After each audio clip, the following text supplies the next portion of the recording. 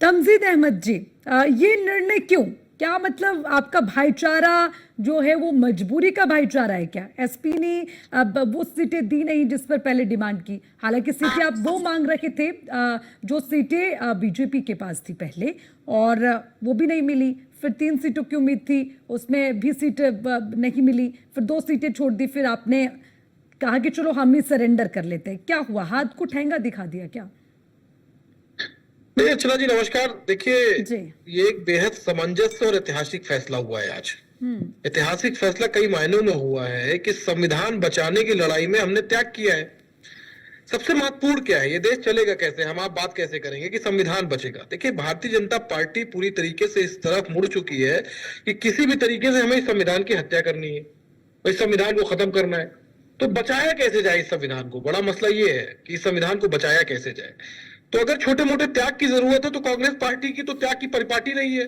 उसी त्याग की भावना को हमने आगे बढ़ाया। संविधान की रक्षा के लिए हम लोग एक कदम और आगे बढ़ते हुए अपनी सहयोगी दल समाजवादी पार्टी को ये कहा, और ये हम लोगों ने सहमति बनाई कि 9 की 9 सीट पे समाजवादी पार्टी के कैंडिडेट लड़ेंगे।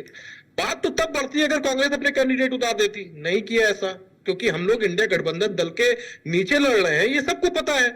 तो सिंबल किसका है वो बड़ा मायने नहीं रखता। मायने ये रख रहा है कि इंडिया गठबंधन दल, इंडिया गठबंधन के अम्ब्रेला के नीचे हम सब एक साथ होकर इस चुनाव को लड़ने जा रहे हैं। त्याग की भावना के साथ कांग्रेस पार्टी ने इस देश के साथ हमेशा रही है, और ये देश को त्याग की भावना से ही चलाया जा सकता है। तो इस वक्त सिर्फ ये देखा जाएगा अर्चना जी कि मनुस्मृति से देश चलेगा या संविधान से देश चलेगा। तो कांग्रेस पार्टी और इंडिया गठबंधन दल इस चीज को लेकर सहमत है पूरी तरीके से कि भारतीय जनता पार्टी का ये विचार है कि इस देश से संविधान खत्म होना चाहिए, बाबा साहब के लिखे गए संविधान की हत्या होनी चाहिए। उस संविधान को बचाने के लिए हमको जो त्याग करना होगा हम करेंगे। इंडिया गठबंधन दल के जो भी सहयोगी जहां पे भी सच्चा में लड़ने के लिए हम उनका पूरा सहयोग करेंगे।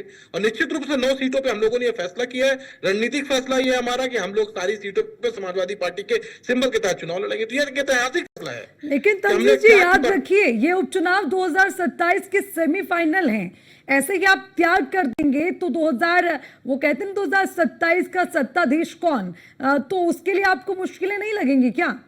या फिर आप त्याग करते रहेंगे राजनीति में? बात सत्ता की भी नहीं है अर्चना जी, बात संविधान को बचाने की है। इस संविधान को बचाने की लड़ाई चल रही है इस देश के अंदर कि संविधान बचेगा या नहीं बचेगा। संविधान को किससे खतरा है? नहीं, देखिए आपने अर्चना जी, ये तो on record Bharatiya Janata party के लोगों का बयान है कि हमको 400 सीटें दीजिए, हम संविधान की हत्या कर देंगे। फिर आरक्षण खत्म कर दिया गया, जातिगत जनगणना की बात ये करनी है।